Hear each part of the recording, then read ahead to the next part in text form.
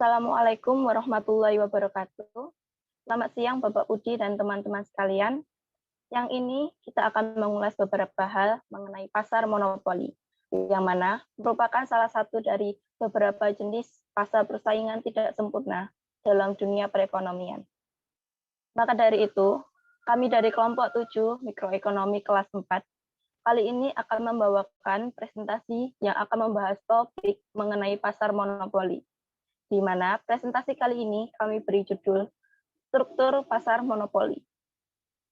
Sebelumnya, izinkan saya memperkenalkan diri. Saya Adinda Endah Lustiarini, bersama rekan-rekan saya, Tasya Kurama, Ahmad Eko, Kaluvi Tantri, Alvina Rahmawati, dan Oktaviana Anandia Jasmine, akan menyampaikan materi pasar monopoli yang mencakup pengertian pasar monopoli, penyebab terjadinya pasar monopoli, contoh pasar monopoli, serta dampak positif dan dampak negatif pasar monopoli, serta peran pemerintah dalam pasar monopoli. Langsung saja masuk pada pembahasan yang pertama, yaitu mengenai pengertian pasar monopoli. Pasar monopoli adalah pasar yang hanya ada satu perusahaan dan barang yang dijual bersifat unik sehingga tidak bisa digantikan dengan barang lain. Karakteristik pasar monopoli. 1. Hanya ada satu penjual. Produk yang dijual hanya ada di perusahaan tersebut, yang berarti perusahaan lain tidak menjual produk yang sama. 2. Produk yang dijual tidak ada penggantinya. Produk tidak memiliki substitusi, contohnya BBM hanya dikelola oleh satu perusahaan saja, yaitu Pertamina. 3. Hambatan untuk masuk pasar sangat kuat. Karena tidak ada pesaing, maka hambatan sangat banyak, misalnya lisensi pemerintah. Yang keempat, dapat menguasai penentuan harga. Karena hanya ada perusahaan tunggal, maka dapat menguasai penentuan harga. Yang terakhir, promo iklan kurang diperlukan. Perusahaan tunggal tidak memerlukan iklan. Kalaupun ada iklan, itu hanya sebatas menjaga hubungan dengan pelanggan. Penentu harga pada pasar monopoli ini adalah seseorang penjual atau sering disebut monopolis. Dalam ilmu ekonomi mainstream, konsep pasar adalah sikap struktur yang memungkinkan pembeli dan penjual untuk menukar jenis barang, jasa, dan informasi. Pertukaran barang atau jasa untuk uang adalah transaksi. Pasar peserta terdiri dari semua pembeli dan penjual yang baik yang mempengaruhi harganya. Pengaruh ini merupakan studi utama ekonomi dan telah melahirkan beberapa dan model tentang kekuatan pasar dasar penawaran dan permintaan. Berikut adalah gambar kurva permintaan monopoli.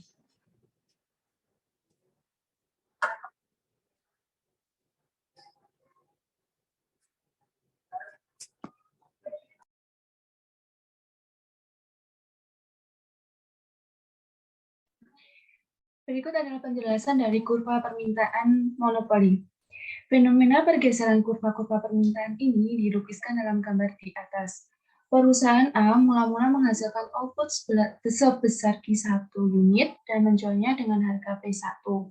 Kurva permintaan D1 yang berlaku di sini dengan mengkonsumsikan harga-harga yang ditetapkan oleh perusahaan-perusahaan lain tidak berubah. Dengan asumsi tersebut, penurunan harga dari P1 menjadi P2 akan meningkatkan permintaan menjadi Q2.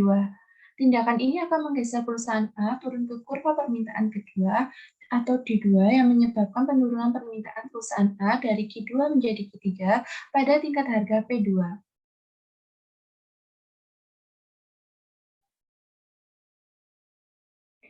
Selanjutnya ada gambar kurva penawaran monopoli. Penjelasannya, gambar di samping menunjukkan jika harga pasar sebesar P1, maka output yang diproduksi perusahaan adalah Q1. Dan jika harga pasar meningkat menjadi P2, output perusahaan adalah Q3. Kurva MC yang dimulai dari P menunjukkan kurva penawaran perusahaan. Berdasarkan kurva penawaran perusahaan, selanjutnya dapat diturunkan kurva penawaran untuk penawaran industri secara keseluruhan. Kurva penawaran industri menunjukkan penjumlahan horizontal dari seluruh kurva penawaran. Penawaran bersaing adalah penjumlahan horizontal dari seluruh kurva biaya marginal bersaing. Biaya marginal bersaing adalah penjumlahan horizontal dari seluruh biaya marginal perusahaan-perusahaan yang dimulai dari visi minimalnya.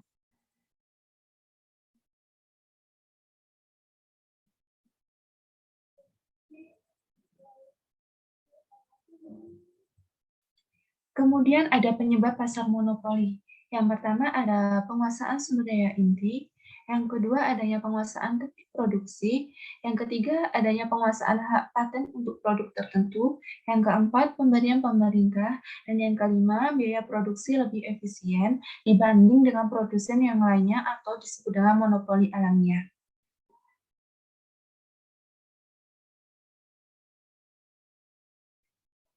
Monopoli alamiah atau nature monopoli, yaitu sebuah perusahaan yang menjadi monopolis bukan karena undang-undang atau perlindungan, namun karena berusaha dengan sangat efisien, sehingga biaya marginalnya di bawah biaya rata-ratanya. Semakin banyak outputnya, justru semakin efisien.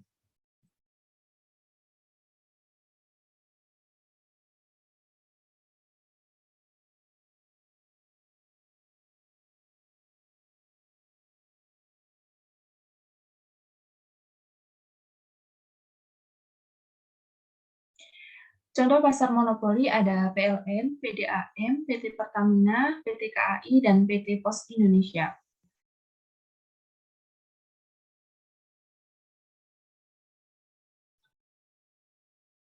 Contoh pasar monopoli. Berikut ini merupakan contoh pasar monopoli yang terdapat di Indonesia biasanya. Yang pertama yaitu Pertamina. Pertamina merupakan perusahaan milik negara yang menguasai penjualan bahan bakar kendaraan serta produk minyak gas bumi lainnya. Saat kita ingin mengisi bensin kendaraan, tentu saja kita mengisi di SPBU Pertamina. Hal ini karena memang bahan bakar kendaraan di Indonesia sudah dibeli oleh PT Pertamina. Yang kedua yaitu PLN atau Perusahaan Listrik Negara, layanan listrik di seluruh wilayah Indonesia. Saat ini menjadi satu-satunya perusahaan yang diberi hak dan menghasilkan, mengelola, dan mendistribusikan layanan listrik di seluruh penjuru tanah air. Yang ketiga yaitu PDAM merupakan singkatan dari Perusahaan Daerah Umum yang menyediakan layanan dan distribusi air bersih bagi warga di berbagai daerah. Masyarakat memerlukan air untuk kebutuhan sehari-hari yang kemudian difasilitasi negara lewat hadirnya PDAM di tiap-tiap.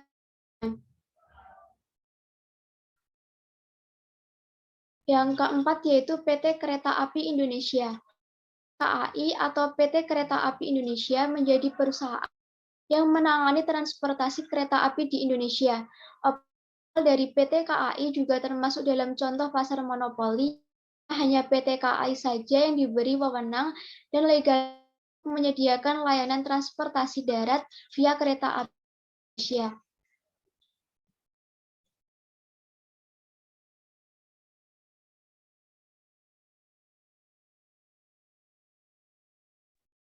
Untuk selanjutnya adalah Bulog. Selanjutnya ada pasar Bulog. Bulog merupakan salah satu contoh pasar monopoli. Bulog merupakan singkatan dari Badan Urusan Logistik yang berwenang untuk mengurus bidang pangan dan logistik di Indonesia, termasuk dalam pengadaan, pengelolaan, persediaan, dan distribusi beras, serta pengendalian harga beras.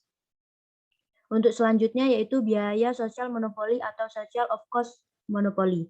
Yang pertama, berkurang atau hilang atau berkurangnya tingkat kesejahteraan konsumen.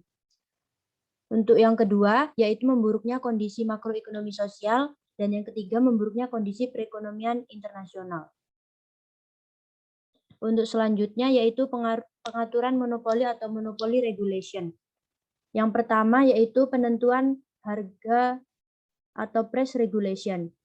Di situ merupakan kebijakan yang dilakukan dengan cara pemerintah menetapkan harga dengan tingkat tertinggi untuk perusahaan monopoli. Jika perusahaan menjual dengan harga yang lebih tinggi dari yang sudah ditetapkan, maka perusahaan tersebut akan dikenakan sanksi. Tujuan dari pengaturan harga ini adalah agar dapat membatasi perilaku eksploitasi keuntungan yang dimana biasanya perusahaan memproduksi dengan jumlah yang lebih sedikit dan menjualnya dengan harga yang lebih tinggi dibandingkan ketika perusahaan beroperasi dalam pasar persaingan sempurna.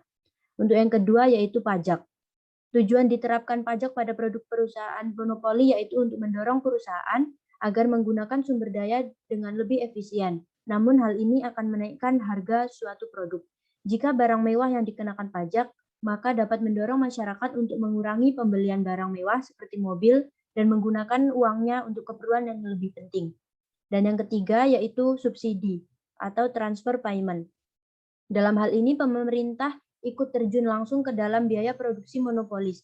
Pemerintah akan menanggung sebagian harga barang yang diproduksi monopoli apabila produk tersebut dianggap sangat penting bagi masyarakat. Contohnya yaitu listrik dan air.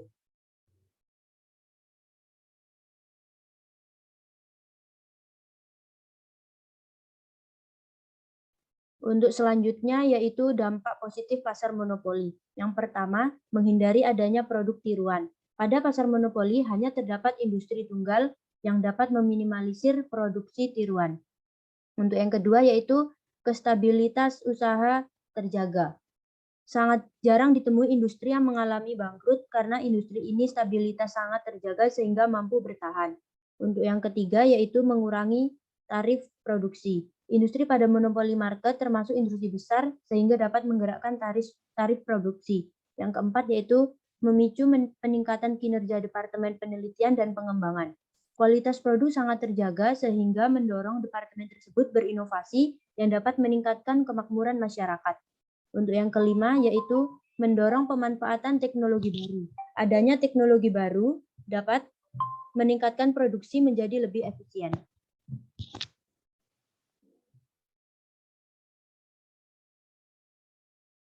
Ada dampak negatif dari pasar monopoli. Yang pertama ada berpotensi menurunkan kualitas produk. Tidak ada menurunkan kualitas produk. Perusahaan ini bisa saja produk menjadi rendah. Yang kedua, pembeli tidak dapat berbuat banyak. Yaitu harga ditentukan oleh perusahaan sendiri dapat menyebabkan pembeli tidak dapat berbuat banyak dalam proses jual beli. Pembeli diharuskan untuk menerima produk apapun yang ditawarkan penjual. Yang ketiga, kesenjangan dalam pembagian pendapatan usaha, yaitu memperoleh keuntungan luar biasa baik dalam jangka pendek maupun jangka panjang.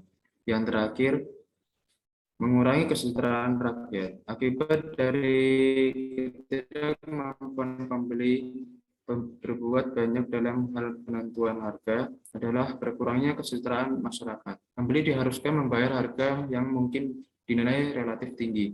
Hal itu dapat mengurangi kesejahteraan masyarakat selaku pembeli.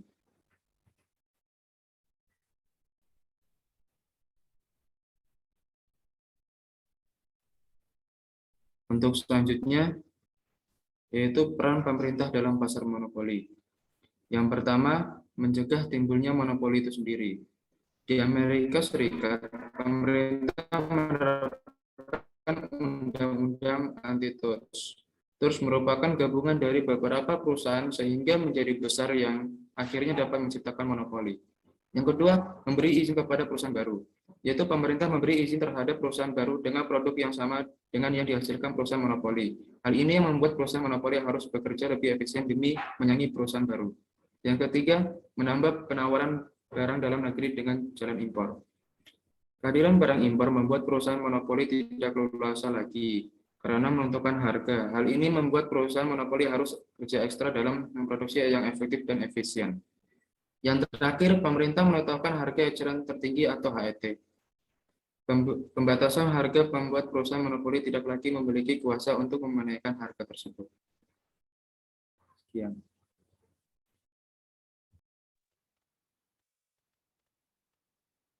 Sekian presentasi materi mengenai pasar monopoli dari kelompok kami. Kami meminta maaf apabila masih terdapat banyak kesalahan. Atas perhatian dari semuanya, kami ucapkan terima kasih. Wassalamualaikum warahmatullahi wabarakatuh.